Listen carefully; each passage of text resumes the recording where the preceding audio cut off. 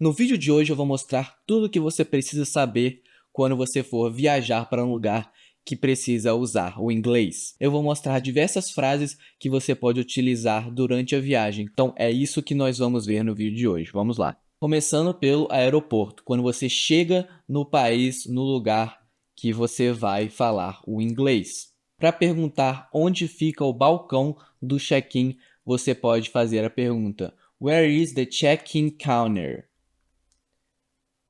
Where significando o lugar, né? Ele vem sempre antes na pergunta. Where is check-in? É a mesma palavra que a gente utiliza aqui no português, que é o check-in. E o counter. Você pode falar tanto counter quanto counter, deixando o T mudo. Também funciona. Os nativos usam dessas duas formas. E aqui, quando você vai fazer o check-in, você pergunta I'd like to check in. Lembrando que o I'd vem de I would, que significa eu gostaria. Então, gostaria de fazer o check-in. Você vai abreviar o I would, em vez de falar I would o tempo inteiro, você vai abreviar para I'd like to check in. E quando a gente fala a frase rápida soando como um nativo, você vai fazer ela como se não emitisse o som do D, mas bem sutil. I'd like. Então é um D quase que mudo. Ele aparece só um pouquinho. I'd like. Você faz a forma do D na sua boca, mas você não emite um som. I'd like. Então, I'd like to check in. E para perguntar onde fica o portão de embarque, gate aqui, sendo o portão, e o where, que a gente já sabe que indica um local. Então, na pergunta a gente utiliza ele antes. Where is my gate? Esse som do T que a gente usa aqui em gate, você coloca a língua atrás da parte de cima, da parte superior dos seus dentes. Então, gates. Você faz meio que um soprinho, gates, quando você vai falar a palavra. Agora, na imigração, quando você responde algumas perguntas do que você está fazendo ali, todos os países têm esse processo.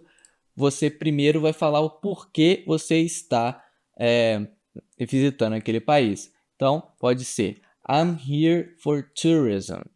Então, o I'm seria a abreviação para I am. Em vez de falar I am, você fala I'm. Eu estou aqui para o turismo. Estou aqui a turismo. I'm here for tourism. E pode ser também outras palavras, como por exemplo, work. I'm here for work. Eu estou aqui a trabalho.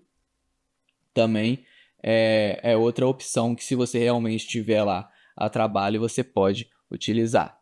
E também, I'll stay for 10 days. Vou ficar 10 dias. Você pode utilizar aqui quantos dias você vai ficar. I'll stay for 3 days. I'll stay for 12 days. Tanto faz. Depende do que você vai falar para a pessoa, do quanto você vai ficar naquele país, quantos dias. E o I will é abreviado aqui para I'll stay for 10 days. Então, em vez de falar I will indicando sempre o futuro, né? Will indica futuro, você abrevia para I'll. Lembrando aqui, muito interessante isso daqui. Então, você pode perceber que no I am, a gente deixa o I e coloca a última letra do am, coloca só o M. E como aqui também no will, a gente vai manter o I e deixar as últimas letras do will, I'll. Que é essa forma que se abrevia. Como, por exemplo, no I would, a gente deixa só o D e por assim adiante. Então, como aqui, I'm staying at a hotel. Vou ficar em um hotel. O I'm é a abreviação de I am. E aqui no staying, isso daqui é o verbo stay no gerúndio. no gerúndio, quando indica que a coisa está em andamento. O staying é essa forma do gerúndio e é utilizado no inglês para indicar futuro também. Então, tanto para mostrar o que você está fazendo agora e o que vai fazer, dependendo do contexto, tem essas duas utilidades. Então, se você falar I'm playing soccer next week, significa eu vou jogar futebol na próxima semana, porque nesse contexto você está falando do futuro. Enquanto I'm playing soccer, se você falar só essa frase isolada sem nenhum contexto, significa eu estou jogando futebol. Mas dentro desse contexto, o verbo no gerúndio, ele pode indicar uma coisa que você vai fazer também. E agora vamos falar no transporte, quando você vai pegar um Uber ou um táxi no lugar que você está conhecendo, que você está viajando. Primeiro você pergunta, Can you take me to this address? Você pode me levar para este endereço? Can aqui significa poder, né? Você pode fazer isso. E a gente vai utilizar o can primeiro quando é uma pergunta. E aqui o address significando endereço. E quando você quer saber quanto custou a corrida, você pergunta How much is the ride? How much is the ride? Ride aqui significa a corrida, né? O ato de você estar dentro do carro em movimento é um ride. E o how much a gente utiliza quando a gente quer saber quanto custa algo. Então, pode significar para qualquer coisa que você quer saber o preço. Por exemplo, how much is this t-shirt? Quanto custa essa camiseta? How much is this microphone? Quanto custa esse microfone? E por aí vai. Muita gente confunde com how many. O how many ele é utilizado para coisas que você consegue contar. Por exemplo, how many t-shirts do you have? Quantas t-shirts, quantas camisetas você tem? E o how much aqui ele significa quantos dinheiros. E você não vai responder 5 dinheiros, 10 dinheiros. Então é uma coisa que não dá para contar. Então a gente utiliza aqui o how much. Outro exemplo para o how much seria com water, coffee. How much water did you drink today?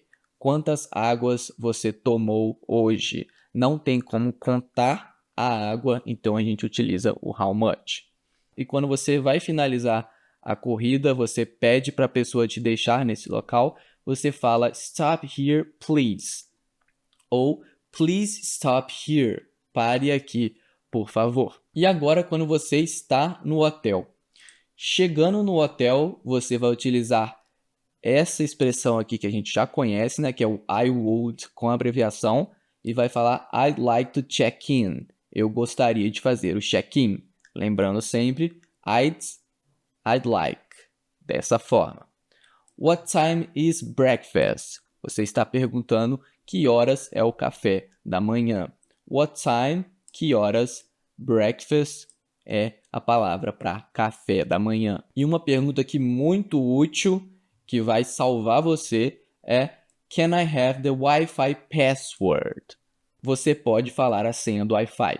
Nesse caso aqui, o can é uma coisa que significa pode. Então você está perguntando, eu posso ter a senha do Wi-Fi? Essa é uma forma comum e muito utilizada de se perguntar, de um favor para a pessoa se ela pode te passar algo. Então, can I have the Wi-Fi password? Dessa forma, soa completamente natural e normal. E agora, para quando você estiver num restaurante naquele país que você está utilizando o inglês, então a primeira coisa que você vai fazer é pedir pelo cardápio. Então, quando você vai falar, posso ver o cardápio, você pergunta, can I see the menu? Dessa forma. Lembrando que o can I significa posso, significa eu posso. E quando você vai fazer o pedido, você tem a forma formal e a forma informal de fazer isso. Você pode falar, I'd like this, please. I'd like a coffee. I'd like a pizza. I'd like a pasta, né, macarrão. Você utiliza o I'd, que a gente já aprendeu, né, que faz o D quase que mudo, I'd like. E outra forma seria o can I get a? Can I get a? Can I get a coffee? Can I get a pizza? Can I get a pasta? Dessa forma, é uma forma informal, mas muito utilizada. As pessoas lá são muito acostumadas a falar dessa forma também. Lembrando que aqui é a forma formal e aqui é a forma informal. Você pode perguntar, você pode fazer o pedido falando can I get a e o nome da comida que você está querendo. Igual aqui. Can I have the bill, please? Pode trazer a conta, por favor? Você utiliza o can I, eu posso. Pode trazer a conta, por favor? Eu posso ter a conta, por favor? É uma forma muito comum, a estrutura dessa frase é muito comum no inglês, não só natural aqui, mas para eles é totalmente normal. Então a tradução seria: pode trazer a conta, por favor. E agora, para quando você estiver fazendo compras nesse lugar, você vai fazer a pergunta de quanto custa isso, você pergunta how much is this? How much, que é o que a gente aprendeu quando a gente vai perguntar qual o valor de algo. Então você pode falar how much is this t-shirt? How much is this dress? Esse vestido. Você pode perguntar dessa forma, ou você pode perguntar também how much for this t-shirt? How much is this t-shirt? E também how much for this t-shirt? Também essas duas formas são muito utilizadas. E quando você vai pedir, quando você vai perguntar se você pode experimentar, você pergunta can I try it on? Dessa forma, o can I sempre presente aqui quando indicando uma coisa que se você pode fazer. Can I try? Try é experimentar, né?